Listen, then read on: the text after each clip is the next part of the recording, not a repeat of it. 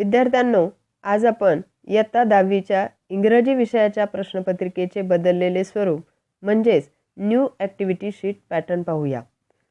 पूर्वीपेक्षाही हा पॅटर्न खूप सोपा आहे, परंतु तो सोपा होण्यासाठी या पॅटर्नमधील प्रत्येक ॲक्टिव्हिटी कशी सोडवायची याचा अभ्यास करणे गरजेचे आहे. हा अभ्यास जर तुम्ही केला तर अवघड वाटणारा इंग्रजी विषय तुम्हाला सोपा वाटेल आणि जास्तीत जास्त गुण तुम्हाला मिळतील. चला तर मग आपण ॲक्टिव्हिटी शीटमधील प्रत्येक ॲक्टिव्हिटी समजून घेऊया. इंग्रजी विषयासाठी एकूण 100 गुण आहेत. त्यापैकी 80 गुण लेखी परीक्षेसाठी आहेत, तर 20 गुण तोंडी परीक्षेसाठी आहेत. तोंडी परीक्षेचे स्वरूप व त्याची तयारी कशी करावी याची माहिती आपण दुसऱ्या व्हिडिओत पाहूया. चला तर मग प्रथम आपण 80 गुणांच्या ॲक्टिव्हिटी शीटचे स्वरूप समजून घेऊया. सेक्शन 1 लँग्वेज स्टडी 10 गुणांसाठी. Question 1A do as directed. यामध्ये तुम्हाला 6 ॲक्टिव्हिटीज दिल्या जातील. त्यापैकी तुम्हाला ज्या सोप्या वाटतील अशा 4 ॲक्टिव्हिटीज तुम्ही सोडवाव्यात. 6 सोडवल्या तर उत्तमच. 1. Complete the words by using correct letter. यामध्ये तुम्हाला 4 शब्द दिले जातील. त्या शब्दांच्या रिकाम्या जागी योग्य अक्षर लिहून अर्थपूर्ण शब्द तयार करून ते शब्द तुम्ही लिहायचे आहेत. यासाठी तुम्ही दररोज किमान 5 ते 10 नवीन शब्द पाठ केले पाहिजे. 2. Put the words in alphabetical order. यामध्ये 2 गट दिले जातील. पहिल्या गटात वेगवेगळ्या अक्षराने सुरू होणारे 4 शब्द असतील. त्या प्रत्येक शब्दाच्या पहिल्या अक्षराखाली तुम्ही अंडरलाईन करून आणि नंतर ते अल्फाबेटिकली लिहा. दुसऱ्या गटात सारख्या अक्षराने सुरू होणारे 4 शब्द असतील. अशा वेळेस त्या शब्दाचे दुसरे अक्षर पाहावे आणि नंतर ते शब्द अल्फाबेटिकली लिहावे. हा प्रश्न खूप सोपा असतो, परंतु तो जर घाईने सोडवला तर मग मात्र 2 गुण विनाकारण जातात. 3.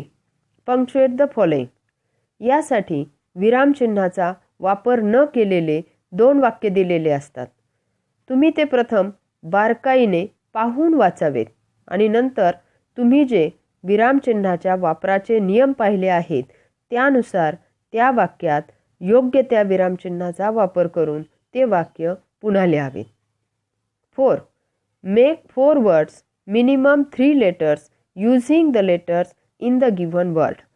यासाठी तुम्हाला एक शब्द दिलेला असतो. त्यातील अक्षरांचा वापर करून तुम्ही किमान 3 अक्षरी 4 अर्थपूर्ण शब्द तयार करून लिहायचे असतात. यासाठी तुम्ही शब्दसंग्रह वाढवणे गरजेचे आहे. 5. Write the related words as shown in the example. यासाठी वेबच्या स्वरूपात तुम्हाला एक शब्द दिलेला असतो आणि त्याच्याशी रिलेटेड नाऊन किंवा व्हर्ब किंवा ॲडजेक्टिव्ह असे 4 शब्द लिहायचे असतात. नेमके काय विचारले आहे हे पाहून ते शब्द लिहावेत, कारण ॲक्टिव्हिटीमध्ये ॲडजेक्टिव्ह लिहावयास सांगितलेले असते, परंतु आपण घाईघाईत व्हर्ब किंवा नाऊन लिहितो. 6. Complete the word chain of noun or verb or adjective. Add 4 words each beginning with the last letter of the previous word. यासाठी तुम्हाला एक शब्द दिलेला असतो.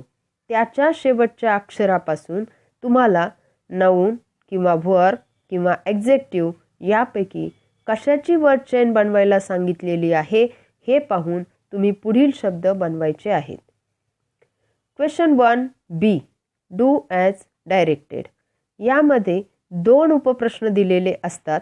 त्यापैकी तुम्हाला जो सोपा वाटेल तो तुम्ही सोडवावा.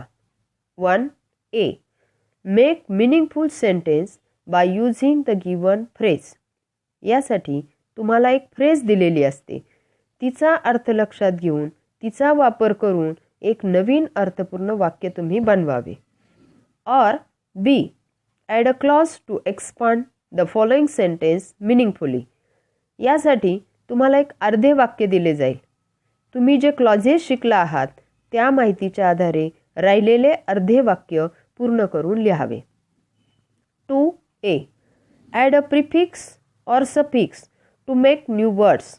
यासाठी तुम्हाला नाऊन किंवा व्हर्ब किंवा ॲडजेक्टिव्ह या प्रकारातील 2 शब्द दिले जातील, त्या शब्दांना तुम्ही प्रिफिक्स किंवा सफिक्स जोडून नवीन शब्द लिहावेत. Or B, make a meaningful sentence using any one of the following words. यामध्ये तुम्हाला ए मध्ये दिलेले 2 शब्द दिले जातील, त्यातील कोणत्याही एका शब्दाचा वापर करून तुम्ही एक नवीन अर्थपूर्ण वाक्य लिहावे. यासाठी तुम्हाला वाक्यरचनांचा अभ्यास करणे गरजेचे आहे. आता आपण पाहूया सेक्शन 2. Section 2 textual passage. 20 गुणांचा हा प्रश्न आहे. Question number 2 A and B. Read the following passage and do the activities. Question number 2 A आणि B मधील ॲक्टिव्हिटीज सारख्याच आहेत. विद्यार्थ्यांनो, हा सर्वात सोपा प्रश्न. यामध्ये कोर्सबुकमधील 2 पॅसेज दिलेले असतात आणि प्रत्येक पॅसेजवर 5 ॲक्टिव्हिटीज दिलेल्या असतात. त्यासाठी प्रथम दिलेला पॅसेज काळजीपूर्वक वाचावा, कारण यामध्ये आपल्याला विचारलेल्या प्रश्नांची उत्तरे असतात. First activity A1 or B1 simple factual activity. यामध्ये true or false, agree or disagree, right or wrong, complete the sentence, who said to whom इत्यादी प्रकारचे सोपे प्रश्न विचारलेले असतात. A2 or B2 complex factual activity. यामध्ये describe, narrative, WH question, agree or disagree with reason, complete the web, chart, table इत्यादी activity दिलेल्या असतात. याचीही उत्तरे पॅसेजमध्येच असतात. A3 or B3 activity based on vocabulary. यामध्ये similar word, opposite words, match A with B इत्यादी प्रकारच्या ॲक्टिव्हिटीज असतात. यामध्ये तुमचा शब्दसंग्रह किती आहे हे पाहिले जाते. यासाठी आपण जसे दररोज जेवण करतो तसे दररोज शब्द पाठांतर करणे गरजेचे आहे. A4 or B4 activity based on contextual grammar. यामध्ये तुम्हाला इयत्ता 8वी ते 10वीच्या वर्गात तुम्ही जे व्याकरण शिकलेले असतात त्यावर आधारित 2 प्रश्न विचारतात. Name of the tense, change the voice, direct and indirect speech, question tag, degree, transformation of sentences, joining sentences, framing WH question and verbal question इत्यादी ॲक्टिव्हिटी विचारल्या जातात. A5 और B5 पर्सनल रिस्पॉन्स क्वेश्चन. विद्यार्थ्यांनो, हा प्रश्न तुम्ही विचारपूर्वक सोडवायचा असतो, कारण यामध्ये तुमचे स्वतःचे वैयक्तिक मत तुम्हाला मांडायचे असते. यासाठी तुम्हाला वाक्यरचना करता येणे गरजेचे आहे. उर्वरित पुढील जे 4 सेक्शन आहेत ते आपण पुढील व्हिडिओत पाहूया.